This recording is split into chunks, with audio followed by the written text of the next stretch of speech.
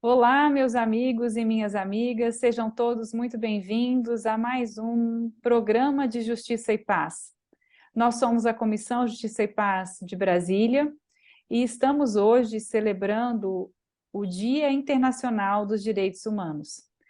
Boa noite para você que nos acompanha pela Rádio Nova Aliança 103.3 FM, 710 AM, onde nosso programa é retransmitido aos domingos à noite. E bom dia, boa tarde e boa noite para você que nos acompanha pelo YouTube, que pode nos assistir a qualquer tempo, sabendo que nosso programa estreia no YouTube, no Facebook, sempre aos sábados, às 11 horas da manhã. Eu hoje tenho a honra de receber o professor José Geraldo de Souza Júnior, ele que é professor da Faculdade de Direito da Universidade de Brasília, ex-reitor da Universidade de Brasília e também um membro da Comissão Justiça e Paz. Seja bem-vindo, professor José Geraldo. Eu sei que o tema de Sim, hoje é muito uhum, caro à sua história, à sua trajetória de vida. Então, a gente vai fazer um sim. programa muito especial. Obrigado, Ana Paula. 64 anos da Declaração Universal dos Direitos Humanos, né? Hoje.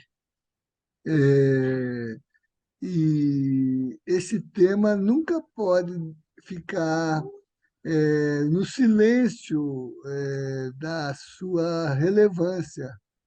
Sempre tem que estar ativado, né? Porque não são 74 anos que demarcam a efetivação de uma concepção humanizadora da sociabilidade.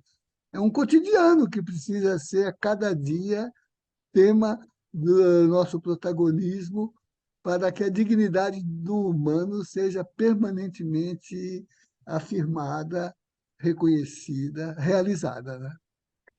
A gente pode pensar que talvez as pessoas não tenham ideia de que antes não existiam os direitos chamados direitos humanos, também colocados como direitos fundamentais, e que só com a Revolução Francesa, no Iluminismo, é que iniciou esse processo de se estabelecer um regramento mínimo de convivência em sociedade que valorizasse o indivíduo, né? Não o coletivo, mas o indivíduo. Uhum, Então, começa na Declaração dos Direitos do Homem e do Cidadão, lá na Revolução Francesa, em 1789, e vem permeando todo o constitucionalismo, depois também da inauguração da Constituição Americana, em 1776, e a gente se acostuma a ter direitos, né? É muito interessante isso, porque uhum, agora no Brasil a gente vive um momento onde as pessoas questionam o direito de ter direitos. Quando as pessoas uhum, pedem uma intervenção militar, ou seja, um processo antidemocrático, que no Brasil, notadamente, tem um impacto de cerceamento de direitos, né? Porque o nosso último episódio, nosso último processo ditatorial, processo de regime de exceção, ele foi muito marcado por isso. Então, a gente valorizar os direitos humanos, as pessoas falam, esse pessoal dos direitos humanos, eu falo, todo mundo deveria ser a favor dos direitos humanos, pois são conferidos individualmente a cada um dos indivíduos, né? Como é que individualmente a cada uhum. um, mas é assim mesmo. É porque no cotidiano nós não nos damos conta de que as representações de nossa forma de ser, de ter, de se relacionar, né? De exercer ah, formas de sociabilidade, né? Se ocultam, às vezes, sob os vieses que formam a nossa própria historicidade, né? Por isso que se diz que os direitos humanos não são as declarações, não são os monumentos, não são sequer as ideias, mas os processos reais de ação, de concretização histórica das nossas lutas por reconhecimento e por dignidade, né? Que são formas materiais, né? Os direitos não podem ser retóricos, meramente verbalizados. Eles têm que traduzir, né, esse processo a partir do qual o nosso humano vai se constituindo, né? A biologia só não nos define, O que nos humaniza é o modo como experienciamos as nossas solidariedades, as nossas fraternidades no processo histórico, ou seja, como nós continuamente nos tornamos humanos, né? Por isso que o Papa Francisco fala tanto em realmar, né? Aludindo a um evento importante do século XVI, quando no experimento da conquista, na ação colonizadora, o contato do alienígena com o indígena para afirmar a sua vocação apropriativa de domínio, né? Resultou em alienar do humano os autóctones, os nativos, os que eram do lugar, né? E foi o trabalho da Igreja Católica que permitiu, num debate célebre, discutir, afinal, se os índios, assim chamados, né, eram gente ou não, tinham alma ou não. E daí veio a bula do Papa Paulo III, em 1537, denominada Sublimes Deus, na qual ele assume a posição do bispo de Chiapas, no hoje México, né, Bartolomé de Las Casas, que no debate de Valladolid, que durou 2 anos, com o empreendimento da conquista suspenso enquanto a questão não fosse definida, que opôs essa tese de que os indígenas são pessoas humanas, e que o Papa levou para a bula. Os índios, nossos irmãos, gente como nós, têm alma e, portanto, podem receber os sacramentos e dispor de seus bens. Isso contra a tese de um jurista chamado Ginês de Sepúlveda, que afirmava a brutalidade do indígena, a bestialidade, a selvageria, a monstruosidade, a anomalia, justificando a conquista, justificando a apropriação dos seus modos de ser, de ter e de existir, né? Então, os direitos humanos são essa luta contínua pelo realmar, pela afirmação de uma humanidade emancipada, né? Que é construída cotidianamente, no pormenor, não porque se declara aqui e ali, mas porque se conquista todo o tempo. Isso, aliás, está num livro importante de um dominicano, nosso compatriota, Ivo Lebopin, e junto com o Frei Beto, Frei Tito, discutiram muito a emergência democrática no Brasil nos anos 60, aí nesse período da ditadura que você se referiu, né? E o livro do Ivo se chama exatamente As Classes Populares e os Direitos Humanos, é onde ele vai discutir que os direitos humanos são essas lutas cotidianas, e não os monumentos, não as declarações, não as ideias. Por exemplo, quando você se referiu à criação da individualidade no reconhecimento dos direitos do homem e do cidadão com a Revolução Burguesa do século XVIII, né? E a americana, né? A gente não esquece que lá na Declaração dos Direitos do Homem e do Cidadão, a francesa, o homem é o homem burguês, É claro, assim como na americana é o homem proprietário, por exemplo, num sistema escravocrata, em que exatamente. também os escravizados não eram propriamente gente, eram coisas, não é isso? É isso mesmo. A gente também não pode, assim, negar que existiu uma evolução progressiva. Eu não gosto muito desse termo de evolução progressiva, mas ao longo do tempo os direitos foram mudando e a sua percepção de direitos também foi mudando. A versão que você traz agora, essa concepção de direitos vividos na vida cotidiana serem mais relevantes, ou terem um peso maior do que o que está escrito nas declarações, é uma versão extremamente sofisticada e uma versão Uhum. extremamente contemporânea. Eu gosto É, muito dela. Eu acho que é o caminho da evolução da nossa sociedade vai por aí mesmo. É por isso que as temporalidades são importantes para o entendimento de como as agendas se constituem, né? E as temporalidades, elas são referidas a tempos de luta, antes da luta, durante a luta, depois da luta. Luta por quê? Por direitos e por emancipação, né? Que são referências do ponto de vista da produção da existência social, né? Vão marcando as nossas identidades. Por isso que você se referiu às declarações da emergência do capitalismo na Europa, não é isso? Século XVIII, iluminismo, mas inscrita no individualismo, e se consuma numa concepção liberal de direitos, né? Então, Sim. são direitos dos indivíduos que se humanizam pela mediação do capitalismo. Por exemplo, a renda. Os homens de bem não são homens que têm dignidade, são homens que são proprietários, não é isso? Como, por exemplo, está na Constituição Brasileira de 1824. Todos nascem livres e iguais em direitos. 1824. O eco do que está na Declaração de 1789, que se referia ao homem. Tanto que Olympe de Gouges, uma revolucionária mulher, reivindicou a época e escreveu os artigos de uma Declaração dos Direitos da Mulher e da Cidadã. Mas qual foi a resposta que ela obteve? A guilhotina, É interessante porque pensar isso. As mulheres não é, eram detentoras de direitos naquela época, né?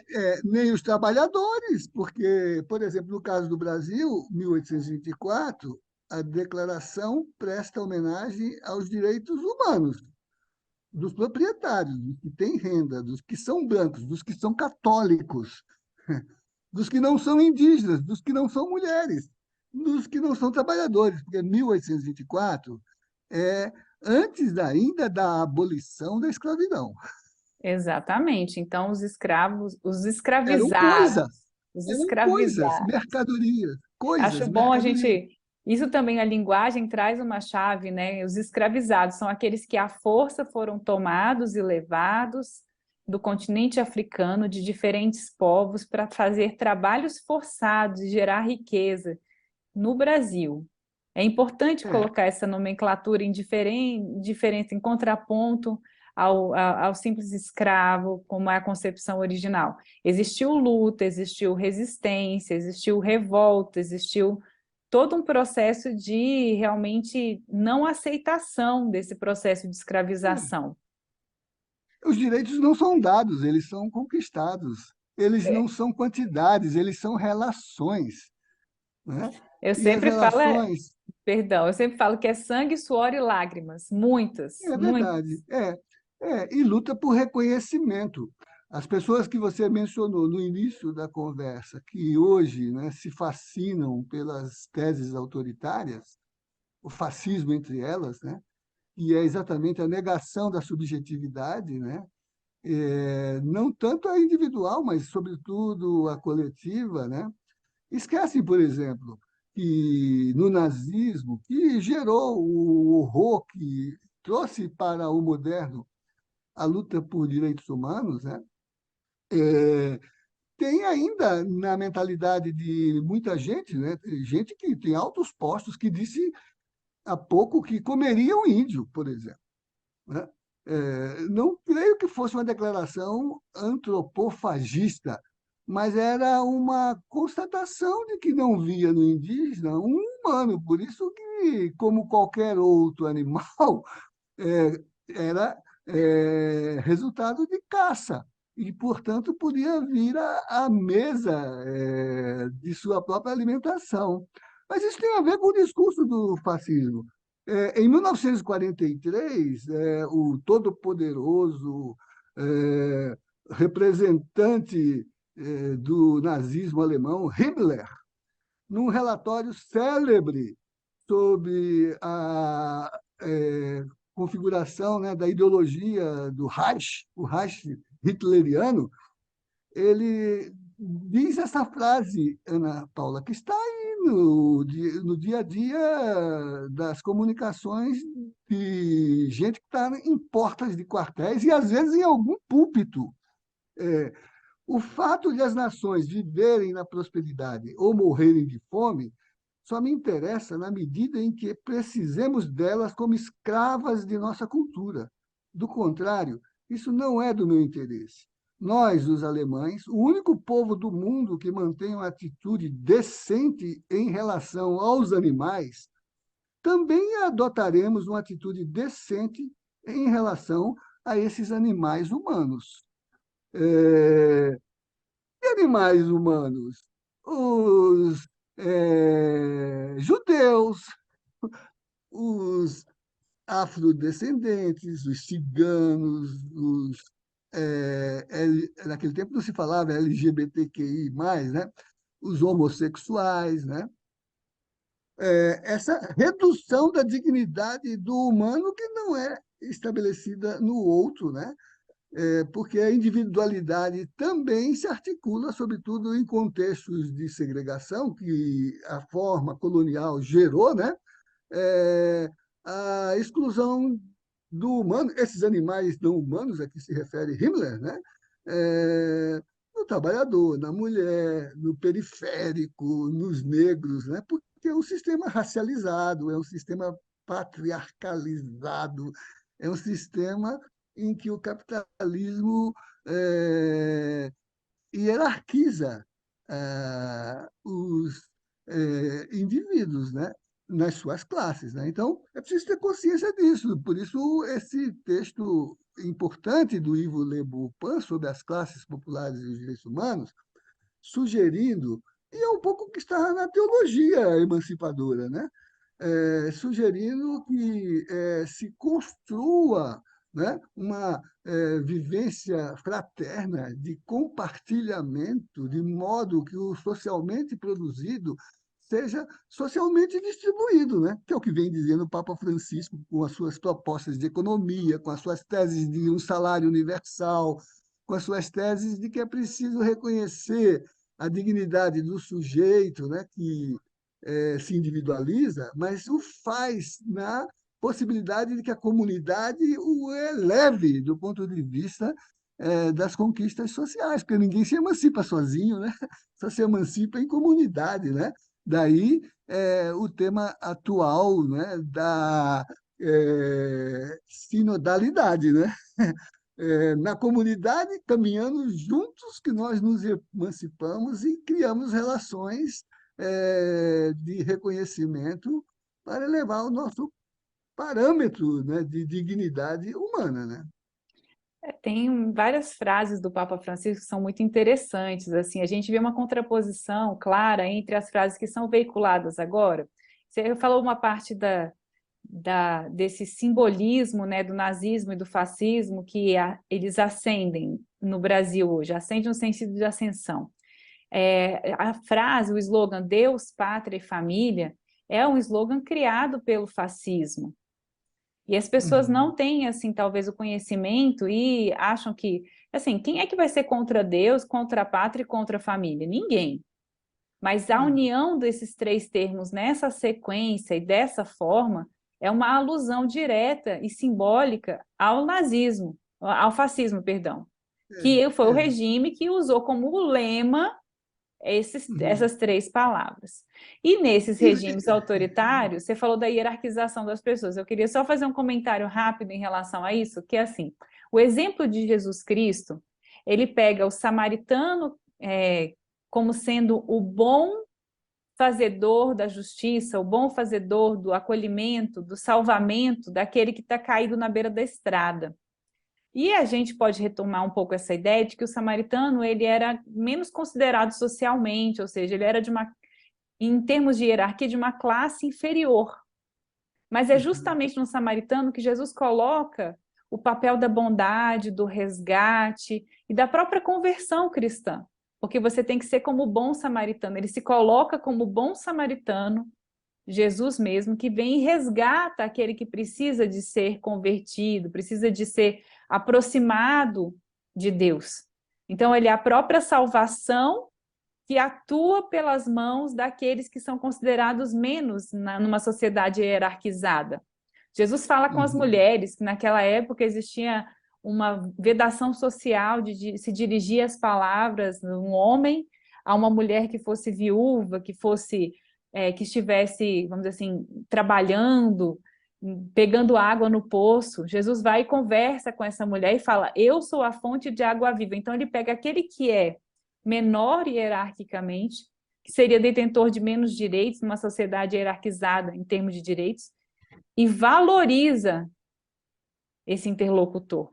Traz para É dentro da verdade, sua conversão. é verdade.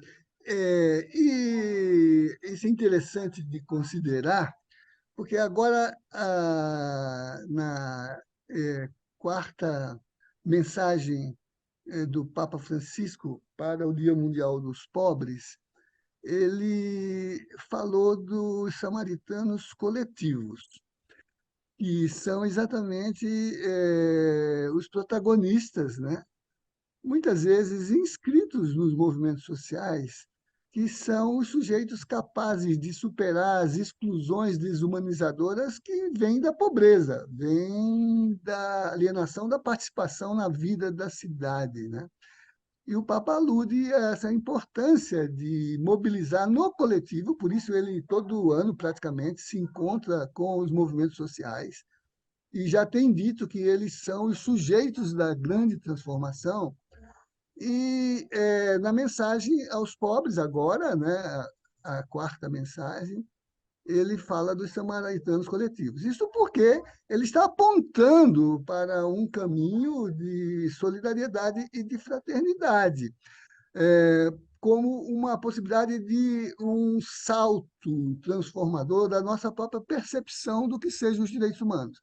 Os direitos humanos que estão na Declaração Universal, firmada em 1948, sim, veio como declaração, né, foi unânime, teve 8 abstenções, e se inspiram nesse horror temático que a guerra, inspirada pela voracidade do nazismo, né, do fascismo, produziu como ameaça às formas democráticas de organizar a sociedade, porque a democracia é o ninho que fecunda a possibilidade da emergência dos direitos, né? O que caracteriza a democracia é ser um regime de criação permanente de direitos, né? Então, é claro que vem esse horror, mas ainda no quadro de uma perspectiva entre o simbólico, as grandes teses, o que moveu, por exemplo, o eixo dos debates de 48, são as chamadas 4 liberdades fundamentais, que fez a base do discurso do presidente Roosevelt. Tanto que a esposa dele, Eleanor Roosevelt, foi quem foi presidir a comissão que na ONU, né, trabalhou o produto articulado da declaração. E as 4 liberdades fundamentais eram de não sentir medo, da liberdade de crença, da tolerância, a liberdade de expressão e a liberdade de não passar fome, né? E foi fundamentalmente, embora intelectuais estivessem muito presentes na comissão que produziu o texto base do que depois se tornou os 30 artigos da Declaração, e pensadores, entre eles o grande filósofo René Cassin, mas também o grande filósofo católico Jacques Maritain, né? Foram muito importantes para, do ponto de vista da visão fraterna do que o cristianismo gerou, impregnasse a declaração desse sentido de reconhecimento dos direitos da dignidade do humano. Por que 8 países deixaram de assinar a declaração? E ela, entretanto, foi aprovada por unanimidade. São os países do bloco soviético, então, porque eles diziam que a declaração não tinha acolhido a construção do social como base dos direitos contemporâneos, os direitos dos trabalhadores, os direitos dos camponeses. Então, ele trabalhava somente a individualidade. E a individualidade, às vezes, fica isolada numa subjetividade egoísta. É Com o verdade. que eu tenho, eu estou bem, né? E não preciso me preocupar com a carência do outro. Somente no coletivo é que isso pode se configurar. É por isso que as grandes declarações da década de 90, a revisão da Declaração de 48, a Declaração de Viena, são todas configuradas em temas que se recortam pelas lutas sociais coletivas. Declaração do habitat, declaração dos povos, declaração das mulheres, dos direitos das mulheres, declaração contra a intolerância, a xenofobia e o racismo, a de Durban, né? E todas construídas não só com o formal, institucional, estatal, com voto nos debates, mas com a participação dos movimentos sociais. O direito de moradia, por exemplo, veio para a nossa Constituição depois de Istambul e da Declaração do Habitat, do direito à habitação, do direito a ter uma moradia digna, né? Temas que as declarações pastorais da CNBB, na década, também foram fundantes, né? Inclusive para serem transmitidas ao desenho da Constituição Cidadã de 1988, né? São maravilhosos esses pontos que você trouxe, Zé Geraldo. E eu queria fazer uma leitura do artigo 1º da Declaração Universal dos Direitos Humanos, porque eu acho importante também que as pessoas tenham conhecimento do que diz a declaração, um pouquinho, num ponto bem fundamental, para perceber o quanto nós nos identificamos com essas declarações. Que ninguém é contra isso que está dizendo, ninguém em sã consciência, né? Sim. Vamos lá, ó. Nem, Artigo nem aqueles que se abstiveram são contra, eles disseram só queremos mais. Queremos mais. Isso é uma coisa importante também, porque às vezes uma suposta verdade é compartilhada, fala, não, os países da União Soviética não assinaram a Declaração dos Direitos Humanos. É verdade. Mas por quê? Ah, porque queriam que os direitos sociais, que muito depois passaram a ser incluídos, estivessem constando já do texto original. Mas o artigo 1º da Declaração Universal dos Direitos Humanos, ele fala o seguinte: todos os seres humanos nascem livres e iguais em dignidade e em direitos. Dotados de razão e de consciência, devem agir uns para com os outros em espírito de fraternidade. Eu leio isso e vejo um retrato de um cristão. Alguém que Sim, acredita que todos são irmãos entre si e, sendo irmãos, devem ser livres, iguais, ter a mesma dignidade, ter os mesmos direitos. e basta ler os Atos dos Apóstolos. Então, os cristãos vinham aos apóstolos trazendo o produto de seu trabalho, que passava a ser distribuído a cada um conforme a sua necessidade. Conforme a sua necessidade. Isso é tão bonito porque, assim, era, de alguma maneira, não impedia a acumulação de riquezas, não era esse o objetivo, Sim, sim, mas sim, sim. garantia que ninguém tivesse privações. Esse, Sim, sim, sendo o sim. ponto fundamental, né? É, é. Reconheciam os Sim, cristãos de é isso. longe porque se amavam. Acho tão lindo ler isso. Isso. E voltando um pouquinho aqui, a Constituição do Brasil, a Constituição de 1988, ela traz o aspecto da dignidade humana no seu artigo 1º, ou seja, como fundamento do Estado Democrático de Direito, do Brasil, do fundamento da nação brasileira, a dignidade da pessoa humana. Então, é no inciso 3º do artigo 1º da Constituição, e está expresso, é dito expressamente, está lá, letra por letra, a dignidade da pessoa humana como constituindo o quê?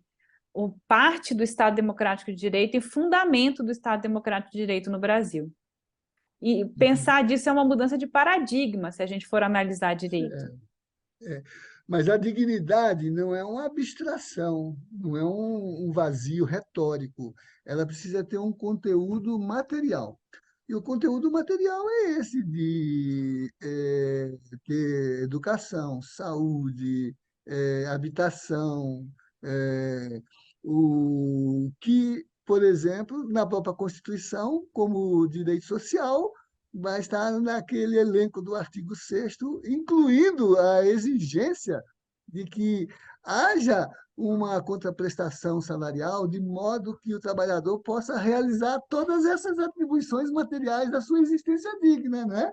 É, em termos de moradia, saúde, educação e até de lazer, e Claro, com até de certeza. lazer, né? Né? A parte Né? cultural também de enriquecimento do seu Isso. repertório emocional, porque a gente pensa às É. vezes em algo muito distante, muito elitizado.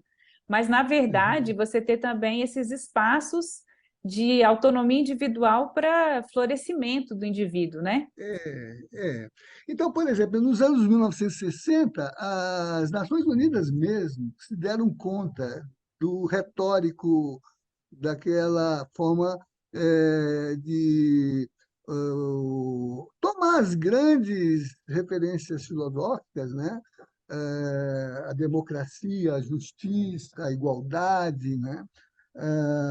A solidariedade, mas para demarcar isso em termos de chamar, né, os responsáveis, os governos, os países, para orientar suas políticas sociais e econômicas no sentido dessa materialização. Daí os pactos dos anos 1960, os pactos dos direitos sociais, políticos e econômicos, né, e culturais, né,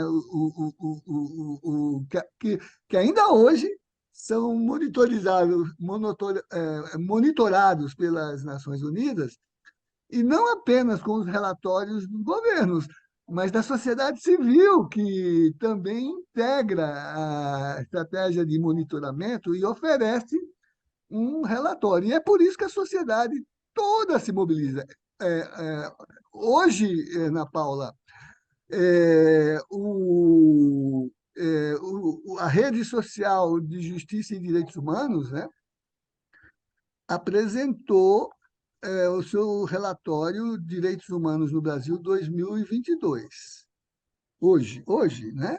Claro que são estudos muito fortes, diferentes orientações, mas tomando esse grande arco de questões que vai do direito humano à alimentação.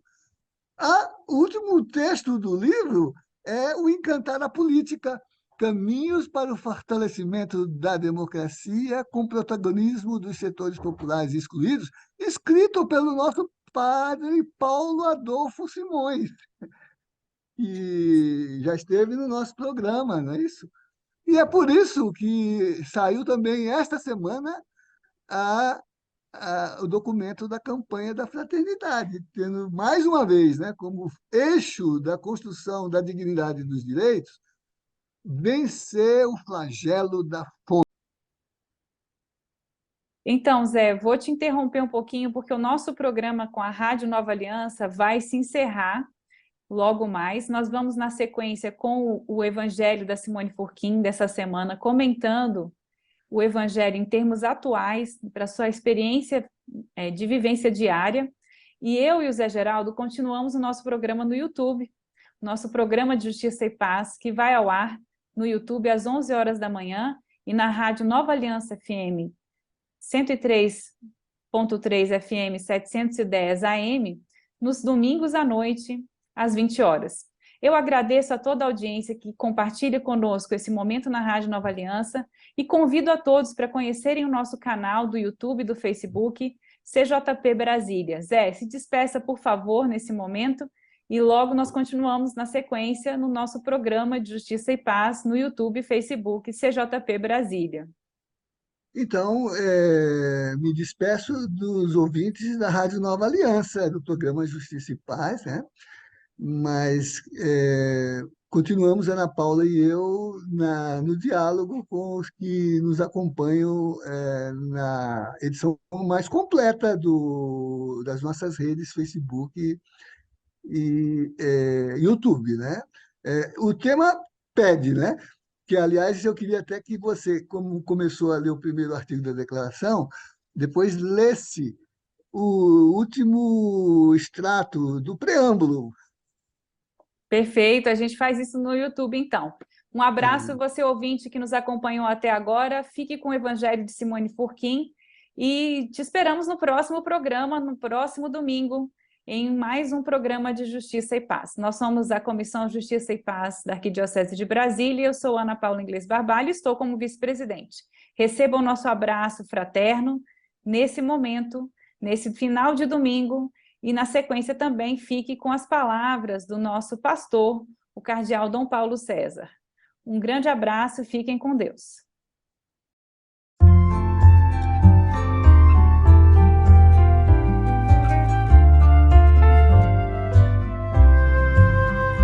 Vocação e missão da Igreja, responder ao apelo do Senhor, de sermos no mundo a certeza da partilha, milagre do amor.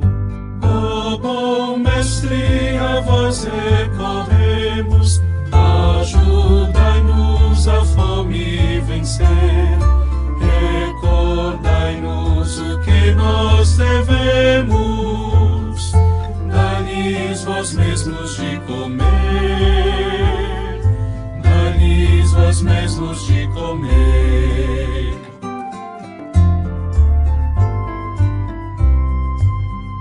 Jesus Cristo, pão da vida plena, em sua mesa nos faz assentar e sacia nossa pobreza para o mundo mais justo formar.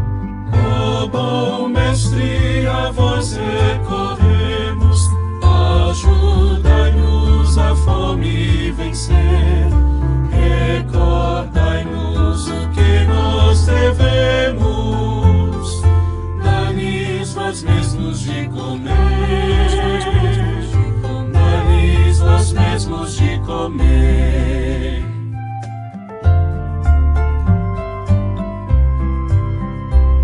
Unidos nesse tempo propício de jejum, oração, caridade, recordemos, pois é nosso ofício, cultivar e plantar a bondade. Ó bom Mestre, a vós recorremos, ajudai-nos a fome vencer, recordai-nos o que nós devemos, dai-lhes vós mesmos de comer, dai-lhes vós mesmos de comer.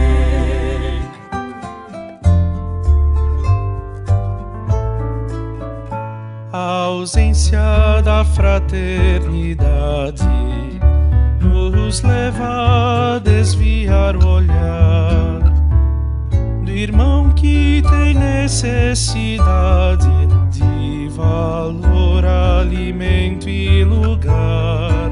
Ó bom Mestre, a vós recorremos, ajudai-nos a fome vencer, recordai-nos o que nós devemos, dai-lhes vós mesmos de comer, dai-lhes vós mesmos de comer.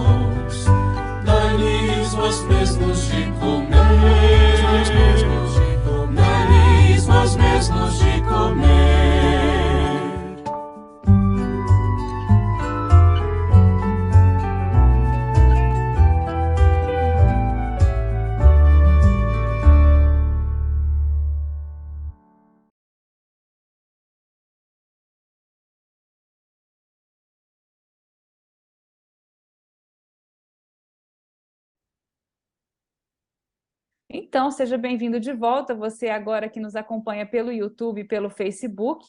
Nós estamos dando sequência ao nosso programa de Justiça e Paz. No nosso primeiro bloco, nós vimos, então, uma importância dos direitos humanos. Eu continuo conversando com o professor José Geraldo de Souza Júnior. Professor, continua, então, a sua fala, por favor. Eu tive que lhe interromper, porque nosso programa na rádio é muito rápido, nosso programa na rádio voa. E tema, quando é bom, tema quente, vale a pena a gente conversar muito mais. Então, o importante é que nós tenhamos em mente que essas experiências de humanização são uma construção social. Felizmente, nós, cristãos, temos um eixo, a flecha que nós lançamos para o futuro, ela tem uma condição, né, de nos conduzir, né, para um alvo mais humanizador, mais emancipatório, porque nós temos referenciais de percurso, né? Não adianta vento bom se você não sabe para que porto vai.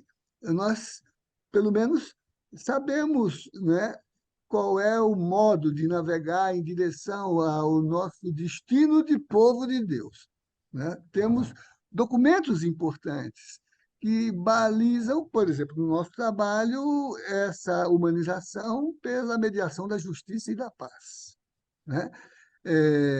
Então, isso é concretizar direitos humanos, né? Porque o Evangelho, sobretudo, mas também as cartas, né, são instrumentos muito importantes para a gente entender, né, que o nosso percurso não é algo que se faça de maneira espontânea. Nós precisamos construir parâmetros, fundamentos éticos, inclusive, né? E os direitos humanos são esses balizamentos, né? Como nos orientam, né, os nossos principais intérpretes, né? Eu me referi a Yves Le Beaupin, na conjuntura de uma reflexão, né, que dialoga com os pressupostos da filosofia política, mas há outros, né, que nos orientam nos pressupostos da teologia, né? E que indicam, né, que, por exemplo, na sinodalidade, na comunidade, no caminhar juntos, no caminhar como protagonistas, nós vamos trabalhando as nossas referências de humanização e de emancipação, sob pena de deixarmos o espaço para algozes. Por isso que eu te pedi que lesse O preâmbulo. no último item que ele estabelece antes de abrir os artigos. Então, é assim, o último item é: a Assembleia Geral proclama a presente Declaração Universal dos Direitos Humanos como ideal comum a atingir por todos os povos e todas as nações, a fim de que todos os indivíduos e todos os órgãos da sociedade, tendo-a constantemente no espírito, se esforcem pelo ensino e pela educação, por desenvolver o respeito desses direitos e liberdades e por promover, por medidas progressivas de ordem nacional e internacional, o seu reconhecimento e a sua aplicação universais e efetivos, tanto entre as populações dos próprios Estados-membros, como entre as dos territórios colocados sob sua jurisdição. Certo. E mais atrás vai dizer, se não for assim, os povos serão compelidos a resistir à opressão. Fala isso mesmo. Ó, vou ler esse parágrafo específico que você quer, tá bom? Considerando que é essencial a proteção dos direitos do homem através de um regime de direito, para que o homem não seja compelido, em supremo recurso, à revolta contra a tirania e a opressão. Esse é um dos objetivos de existir a declaração, né? Sabendo que as pessoas os povos não devem aceitar essa opressão e tirania e que certamente serão reativos a esses processos, inclusive com o uso da força, por exemplo. Isso é um argumento muito interessante, porque, às vezes, quem defende uma suposta ordem social, eu gosto de colocar essa palavra entre aspas, fala que quando houve a inauguração do regime antidemocrático, o regime autoritário, as pessoas pegaram em armas e foram cometidos crimes através desses processos de pegarem armas para defender a existência de um Estado democrático de direito. E criticam demais, falando, não, são terroristas, são assassinos, e, na verdade, esquecem de relacionar esse processo de revolução com o que veio anteriormente, que foi a instauração de um regime de cerceamento de liberdades, de antidemocrático e autoritário, e que, nesse processo, o regime autoritário sempre ele acaba se degradando em termos de diferenciar uma pessoa da outra. Ele cria essa diferenciação, então ele deixa de ser o quê? Todos são iguais perante a lei. Existe uma lei que é aplicada para alguns e para outros não. Então, em termos de você garantir a existência do indivíduo, o direito à vida, por exemplo, quando a pessoa era subtraída pelo Estado nessas ações de tentativa de combate aos revolucionários, um direito fundamental da existência plena, pacífica, ele era retirado do indivíduo sem que houvesse o devido processo legal. Então, as pessoas não percebem a importância desses mecanismos de barreira mesmo, de usurpação de direitos. Por isso que você, há pouco, se referia a um processo que é político e histórico e não é natural. Você dizia assim, não somos comunidades vulneráveis, somos comunidades vulnerabilizadas. Vulnerabilizadas. É um modo de acumular, por exemplo, que foi acentuado pela forma da acumulação egoísta do neoliberalismo, né? O Papa diz o neoliberalismo, como expressão exacerbada do capitalismo, mata. Mata, ele fala isso claramente, o neoliberalismo mata.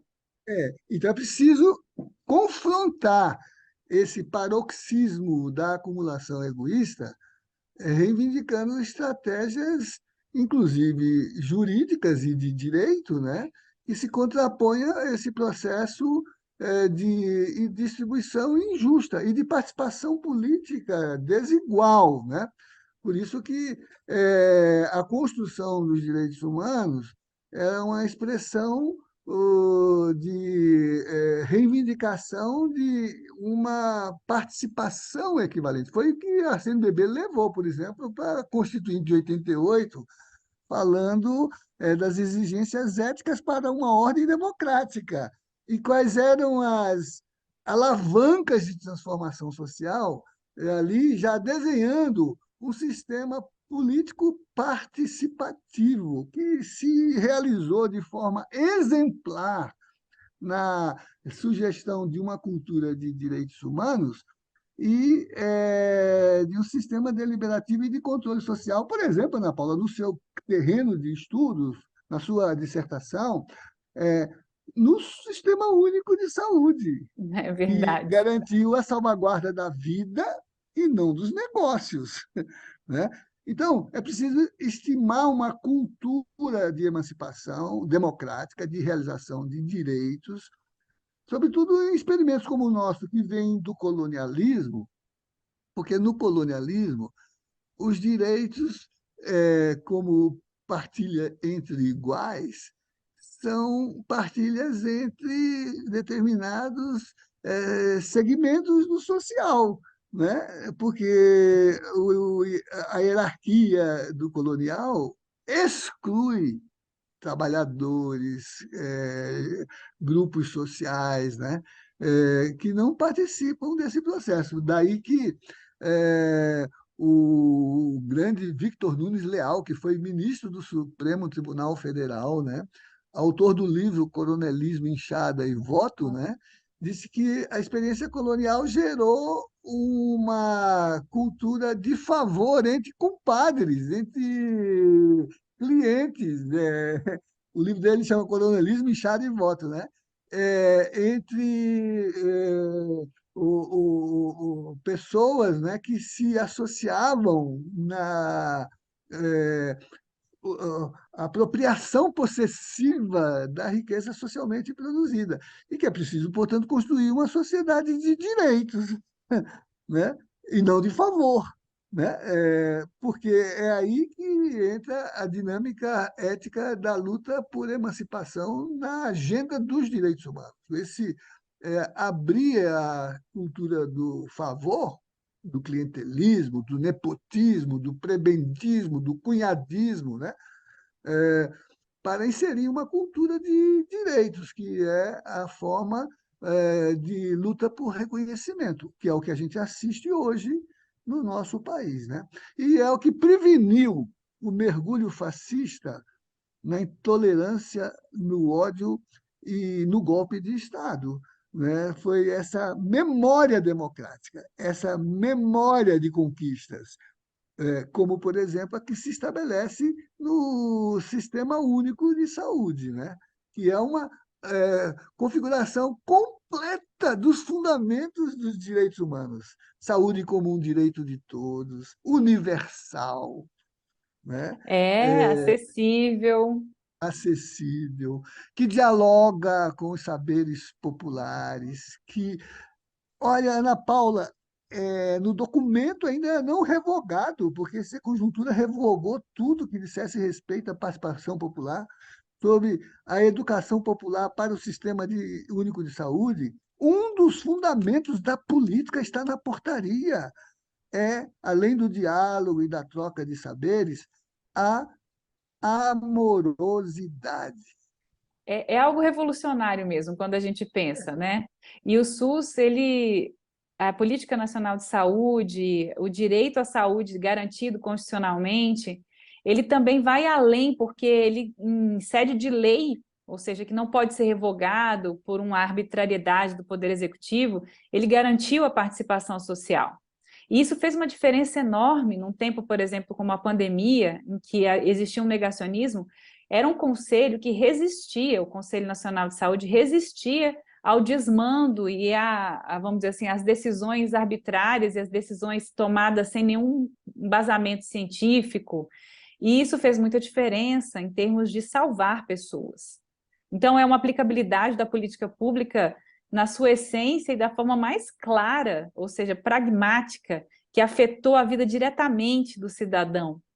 É muito, muito bom pensar todas essas coisas, mas eu quero voltar, quando você estava falando no nosso primeiro bloco, que a gente teve que encerrar o programa da rádio, que a gente estava falando da campanha da fraternidade, o lançamento da campanha da fraternidade, da conexão desses direitos humanos com a campanha da fraternidade, que tem como um lema agora, nesse combate à desigualdade, essencialmente, sempre, né?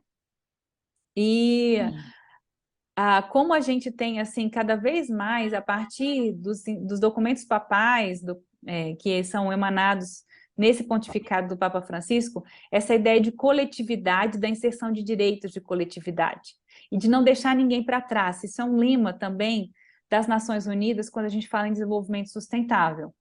Mas, por sua vez, ele é baseado também num provérbio africano que diz que se eu quero ir longe, eu quero ir junto, né? Eu tenho que ir junto. Juntos vamos mais longe, né? Se eu quero ir rápido, vou sozinho. Se eu quero ir longe, eu preciso ir em conjunto. Então, eu queria a gente voltar, retomar esses temas, para a gente fazer um fechamento desse outro bloco, porque as nossas conversas passam muito rápido, Zé Geraldo. Então, a gente vai falando e vai entrando nos assuntos e vai ficando muito rico, e o tempo urge, não tem jeito não. Não sei se já está disponível, mas não deixe de colocar na parte cultural do programa a música da campanha, se tiver já Vou disponível, colocar, né? acho que já está disponível sim. Vou colocar ela no Mas, final do nosso programa do Bloco da Rádio. mas então, essas campanhas, o trabalho programático das nossas pastorais, não é isso?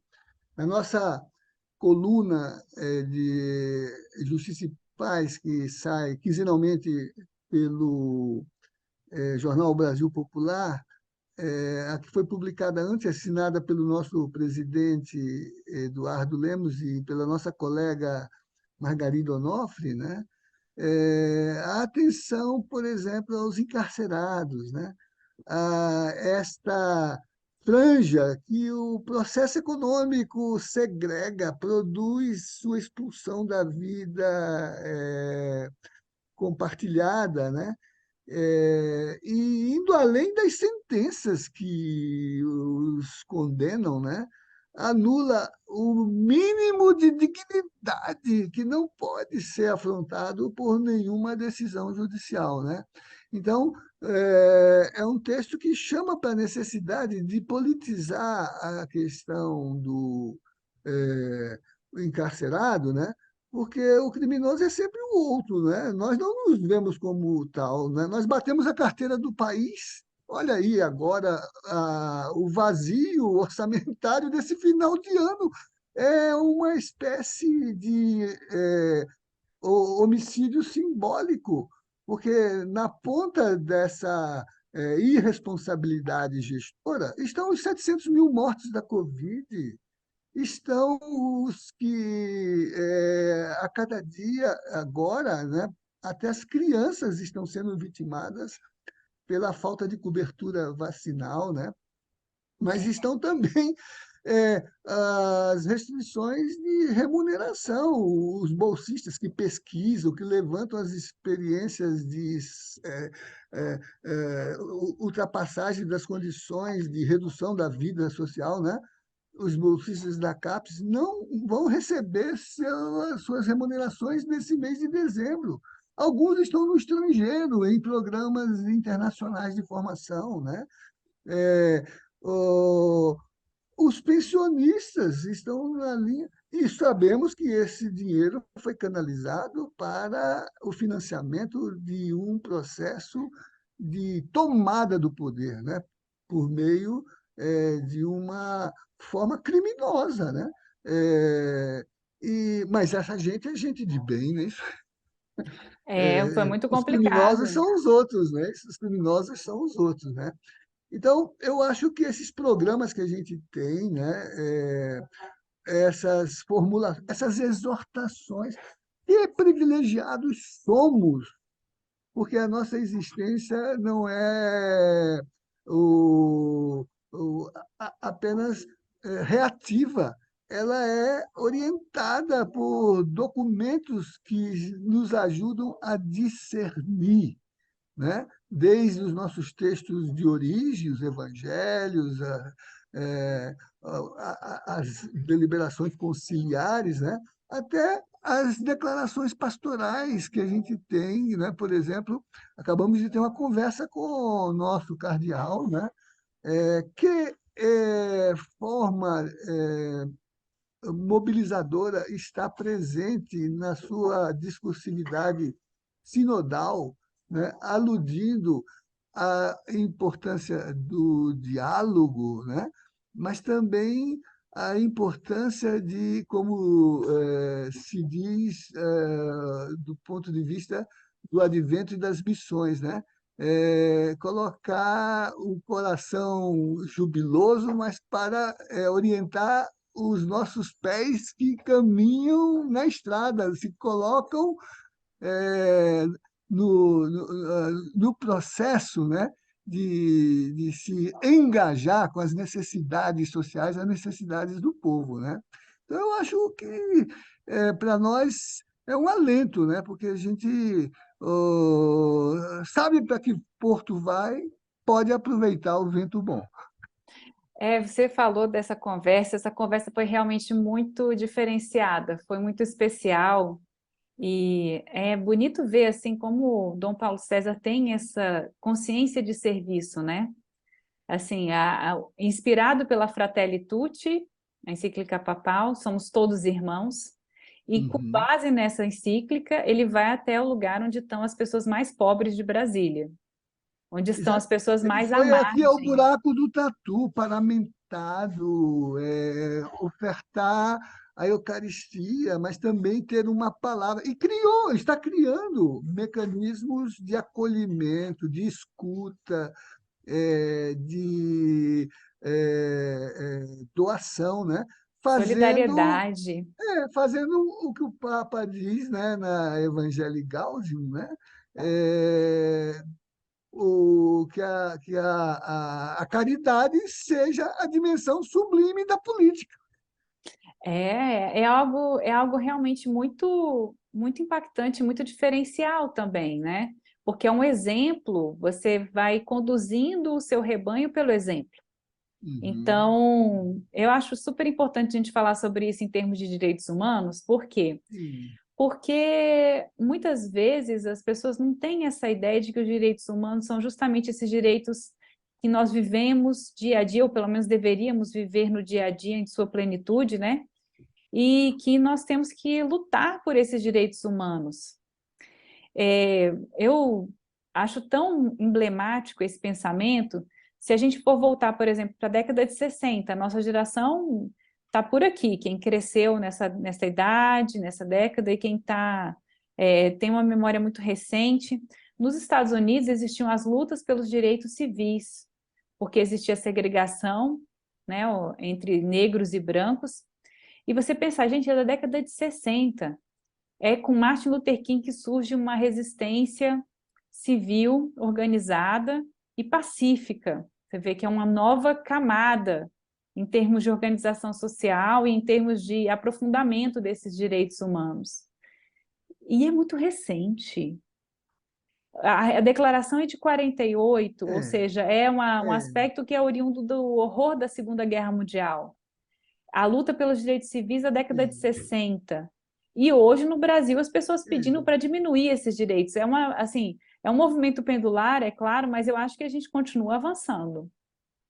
Como se a experiência civilizatória não fosse uma. Que, aliás, o Ivo Leopan diz nesse livro que eu mencionei, As Classes Populares e os Direitos Humanos, né, que os direitos humanos são constantes e contínuos. Eles são constantes porque eles são um acumulado, eles são referenciais de orientação para a vida digna, né? Sempre no elevar-se de patamar. E são contínuos, porque as recrudescências ou, ou- ou políticas ou de qualquer ordem, né, que chamam em geral de retrocessos, né, não conseguem aniquilá-los, né? Porque a memória civilizatória permanece como uma utopia que aponta, né, para energizar nossas lutas de conquista de novos futuros, né? É, mas é claro que, pelas diferenças de inserção no mundo globalizado, há níveis diferentes dos povos e de suas comunidades, né?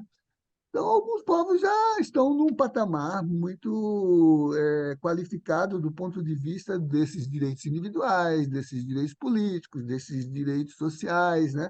Agora já se discute os direitos das humanidades, que envolve a condição da casa comum. O Papa tem dito isso na Laudato Si, né? E para nós, né, não se trata de cumprir etapas, se trata de reivindicá-los todos simultaneamente, né? Exatamente, não deixar nenhum direito para trás, né, Zé? Nenhum para trás, né? Nenhum para trás. São É, indivisíveis, são, vamos dizer assim, in- indissociáveis, interdependentes, não é isso? interdependentes.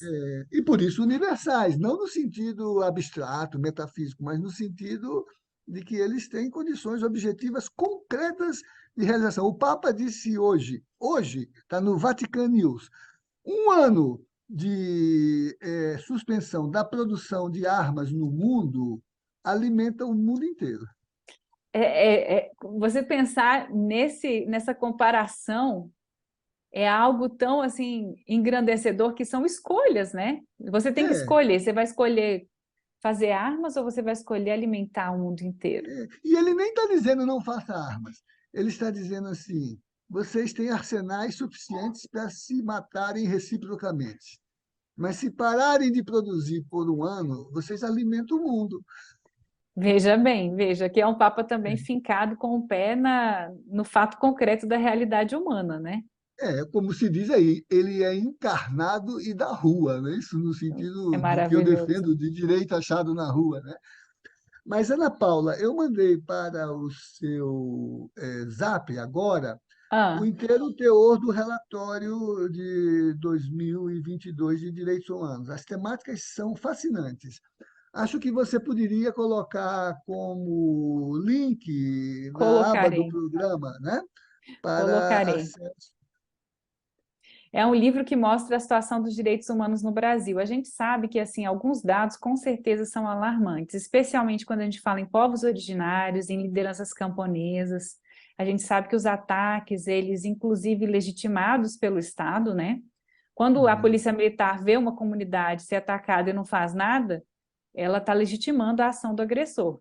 Pior ainda, quando é a própria polícia militar que ataca uma comunidade indígena, como aconteceu recentemente, em outubro, em novembro, e confrontos diretos. Imagina, vamos dizer, um território que está sendo pleiteado pelos indígenas, a polícia militar sem ordem judicial de reintegração de posse ou qualquer coisa do tipo, a mando do prefeito, invade esse território que era uma fazenda e que estava sendo tentando ser apropriado pelos indígenas no sentido de pleiteado, né?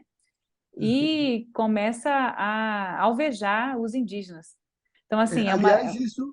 isso está no relatório do CIMI, o Conselho Indigenista Missionário, que foi produzido esse ano, né? E que você trabalhou com O o pessoal Luiz, do CIMI. É, o Luiz, secretário executivo, né? Então, exatamente. nós temos um programa sobre isso, sim. Quem quiser, olha aqui no YouTube, é um programa realmente de denúncia, onde tem, assim, nada vai se comparar, eu acho, com o próprio relato dos indígenas que, na ocasião do lançamento do relatório, fizeram a sua colocação diante das pessoas e os relatos são incríveis, mas é algo que a gente tem um documento que é robusto o suficiente para você ler e ter uma noção do que acontece mesmo em termos de violência, né? Uhum, E violência, então, aqui no meu muralzinho ali atrás tem uma fala que é o seguinte: a injustiça em qualquer lugar é uma ameaça à justiça em todo lugar. E uhum, isso a gente pode fazer uma analogia para os direitos humanos. A ameaça a qualquer direito humano é uma ameaça a todos os direitos humanos. uhum. Tá certo. A gente está se encaminhando para o final, Zé. Por favor, Sim. suas palavras, suas Não, não, eu já considerações. falei muito, eu acho que você pode até profetizar nesse campo. Você não deve se chamar Ana por acaso.